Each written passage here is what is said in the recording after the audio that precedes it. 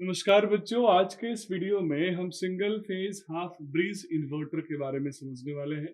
जैसे पिछले वीडियो में हमने बोला था we are going to discuss about principle of inverter, तो इसी हाफ ब्रिज इन्वर्टर के थ्रू हम इस इन्वर्टर सर्किट का प्रिंसिपल समझेंगे। आप यहाँ पे इन्वर्टर का एक बेसिक सर्किट देख सकते हैं। ये एक single phase half bridge inverter है। इस single phase half bridge inverter में दो थारिस्टर है बच्चों और दो डायोड है।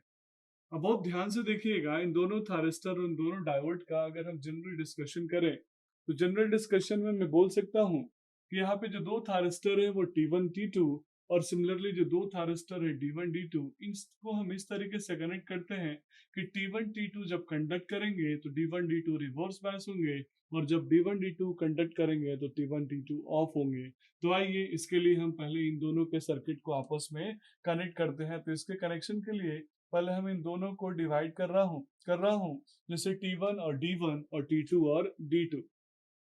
बच्चों अगर मैं T1 की बात करूं तो T1 और T2 हमारे मेन थारिस्टर हैं। जो T1 है वो कंडक्ट करता है हाफ साइकिल के लिए, सिमिलरली जो T2 है वो अनदर हाफ साइकिल के लिए कंडक्ट करेगा। जैसे अगर मैं बोलूं कि पॉजिटिव हाफ साइकिल मुझे चाहिए इसी का तो मैं T1 को कंडक्ट कराऊंगा और नेगेटिव हाफ साइकिल चाहिए इसी का तो मैं T2 को कंडक्ट कराऊंगा। इन दोनों को मिला के एक कंप्लीट आउटपुट वेवफॉर्म बनेगा।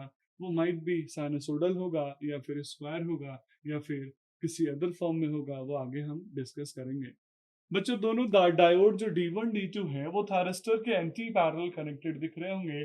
जैसे D1 T1 के एंटी पैरेलल है, D2 T2 के एंटी पैरेलल है। पर्पस सिंपल सा है कि जब T1 ऑफ हो तो उस समय सर्किट यानी लोड में करंट D1 के थ्रू पास हो और जब T2 ऑफ हो उस कंडीशन में लोड में करंट D2 के थ्रू पास हो। यानी जब T1 T2 ऑफ होंगे तो D1 D2 साइमल्टेनियसली ऑपरेट होंगे और सर्किट में करंट को मेंटेन करेंगे, फ्लो करेंगे।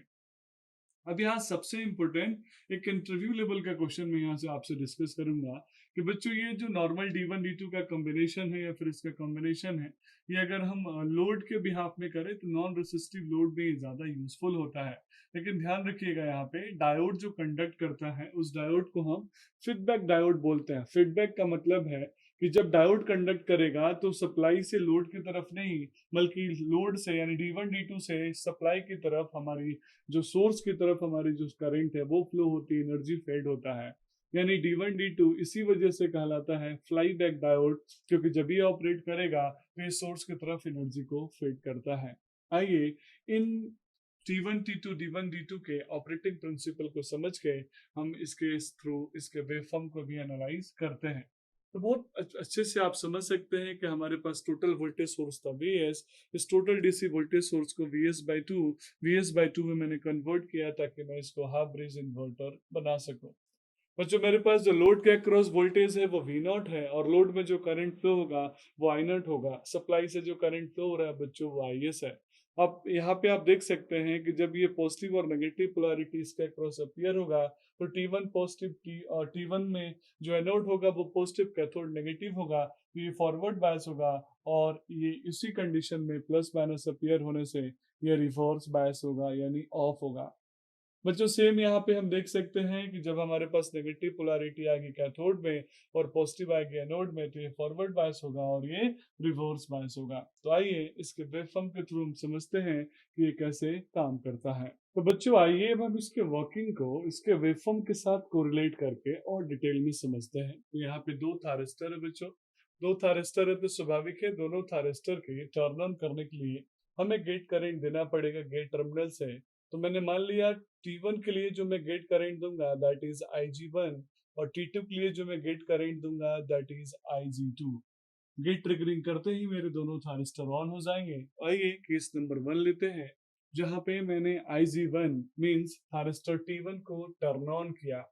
थारिस्टर T1 टर्न ऑन हुआ बच्चों जीरो से लेके, मैंने एक टाइम रखा दैट इज जीरो से लेके T/2 यानी T/2 टाइम तक, टोटल टाइम पीरियड के आधे टाइम तक मैंने थारिस्टर T1 को टर्न ऑन किया।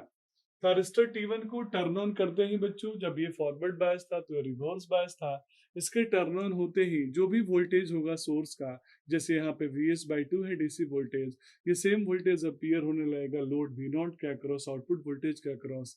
अब यहाँ देखिएगा कि जो सोर्स वोल्टेज है वो लोड के अक्रॉस अपीयर तब तक रहेगा जब तक मेरा थायरिस्टर T1 क्या है, टर्न ऑन है। तो यहाँ पे आपको आउटपुट वोल्टेज, जैसे ही गेट पल्स को मैंने ऑन किया T1 के लिए, तो T1 के यहाँ तक कंडक्ट कर रहा है 0 से लेके T/2 टाइम तक, और 0 से लेके T/2 टाइम तक इसको पॉजिटिव वोल्टेज मिल रहा है, दैट इज Vs/2 वोल्टेज मिल रहा है, प्लस माइनस।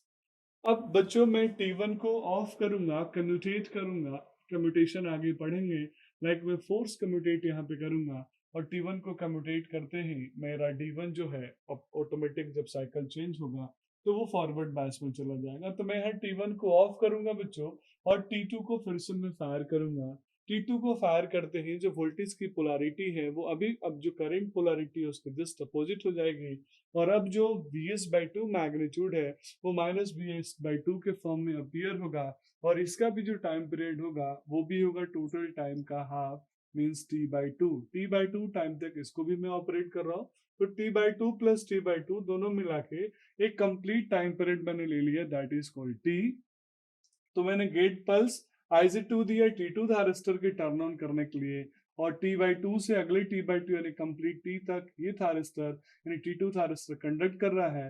तो जो वोल्टेज था T2 थायरिस्टर के कंडक्ट होते ही वो Vs/2 का जस्ट नेगेटिव वोल्टेज अपीयर होगा। तो मुझे वोल्टेज यहाँ जो मिल रहा है माइनस का Vs/2।